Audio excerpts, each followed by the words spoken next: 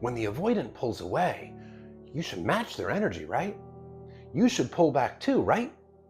Wrong. If you're doing that, you are playing a game. And playing games in a relationship is no strategy to build a lasting, healthy relationship. And the reason it's playing a game is because you're not being authentic. When you are not being your true authentic self and you're doing something to try to get this person to like you and want you, you are playing a game because you're trying to manipulate them, because you're not being authentic. Yes, when they pull away, it creates a ton of anxiety because this is the person that you love and want. And of course, when they're pulling away, it's going to cause you stress. You don't want to lose them. But if it requires game playing to bring them back, you're only abandoning your own self wants and needs, and you're not being authentic with the other person, which is the foundation for relationship failure. You're only delaying the inevitable, and the relationship you're creating is not going to be an authentic one that is really based off of true, deep connection, where this person loves and wants you for who you really are. You're trying to convince them to come back into the relationship by being somebody that you're not. So what would the secure person do here? The secure person is going to know what their limits are. They're going to know what their needs are in a relationship. The secure person is going to know what they want. They're going to know what they'll tolerate and what they won't tolerate. What this means is the secure person is going to hold boundaries, even when it's hard, because the secure person does not want to play games. And the secure person ultimately knows that if they are not holding boundaries, they're just prolonging an unhealthy relationship and setting it up for failure anyway. The secure person would hold a boundary and it would sound something along these lines. Hey, I've noticed that there's been some distance between us lately and I haven't really heard from you much. Are you still interested in maintaining this relationship? Are you still interested in growing our connection? Most cases, the avoidant is likely to make excuses here. Oh, I've just been busy. Work has been super stressful, etc., etc. Because they still want your validation and they don't want to be accountable for pulling away. This gives the secure person the perfect opportunity to hold that boundary in a nice and non-attacking way. When I don't hear from you for days, and when there's this kind of distance between us, I feel like the relationship is not all that important to you, or I'm not being considered, and that doesn't really work for me. Consistent communication is something that's really important to me in a relationship, and it really is a boundary of mine. If you need some space, that's fine, but I need to be communicated with so I know what's going on with you. And that lack of communication is something that just doesn't work. So if you're not able or willing to do that kind of communication with me in our relationship, then this relationship ultimately doesn't work for me. Boom, there you go, boundary held. And one of two things is going to happen when you hold that boundary with the avoidant. The first one, which is the better scenario, is that they take accountability and they work to do better the next time, where they communicate with you and let you know what's going on with them and respect your boundaries. And that will be the foundation of a healthy relationship, built off mutual respect for each other's needs, feelings, boundaries, while also being authentic with each other. Or the other scenario is that they run from the relationship. And yes, that is the reason why a lot of people don't hold boundaries with the avoidant, is the fear that if I hold my boundary, this person is going to run away.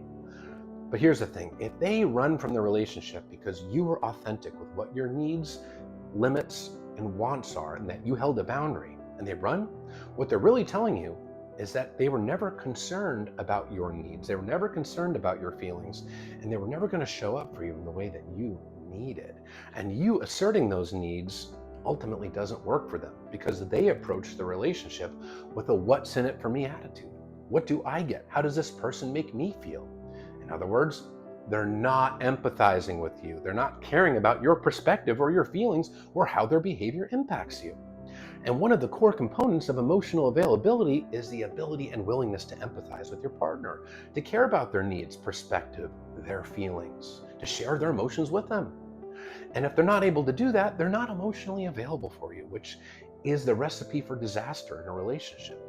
Long-term, healthy relationships that go the distance, They're built on mutual respect for each other's needs and feelings. In other words, both partners have boundaries, they hold them, and they work to respect each other's boundaries because they empathize with the other person. But a lack of boundaries can only prolong a relationship in an unhealthy way. It's not saving the relationship. It's still heading towards failure, but you're investing more time and emotional energy into a person that's not investing it into you. So no, don't pull back and match their energy. Now, chasing is a horrible idea, of course, but pulling back and matching their energy, you're just self-abandoning because you don't want that. And you're pretending to be okay with something that you're really not okay with. And that's not being authentic, it's not being true to you.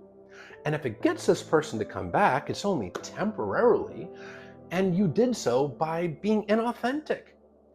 If you do lose this person because you have boundaries, because you expressed your needs and you did it in a healthy way, of course it's going to hurt, but here's the thing. You're now going to be free to meet somebody who will want to be with you, that will love you for who you are, the authentic version of yourself, the person that has needs, has limits, and has boundaries, the person that is not going to run away when you express your feelings and needs in a healthy way. That's the kind of partner that helps you build that long-term, lasting, loving, healthy relationship that you want. You're not going to get that kind of relationship by playing games. And playing games may prolong a relationship, but it doesn't mean it's going to be healthy. It doesn't mean it's going to be genuine. And it doesn't mean it's going to last. And most of all, when you are playing these games and sacrificing your needs, you're sending yourself the message that your needs don't matter, your feelings don't matter, that it's okay to just disappear from you for days, that you need to convince this person to choose you, that you need to walk on eggshells to win them over and to earn their love. It is extremely anxious messaging to send yourself. And the human mind learns in repetition. So the more you repeat these kind of behaviors, the more your mind is going to believe that your needs don't matter, that you need to win their love. Not a good message, not a secure message. Yes, the secure attacher is going to feel sad if they lose a person, but the securely attached person knows that it's better to lose a person because you're being authentic with yourself than to keep somebody by being inauthentic. So don't sacrifice your own wants and needs. Do express them in a healthy way. Hold your limits, hold your boundaries. Anxious attachment in a relationship is created when your emotional needs are being met, but then they're taken away. Then they're met and taken away. So whenever you're getting that love and affection, your brain is being trained that it can be ripped away from you, which creates attachment anxiety. And being in a relationship with a partner that constantly pulls away is going to create that attachment anxiety. Is that really a relationship that you want? Do you want a relationship where you feel that any time that they're coming towards you, it's about to be followed by a hard pull away? No.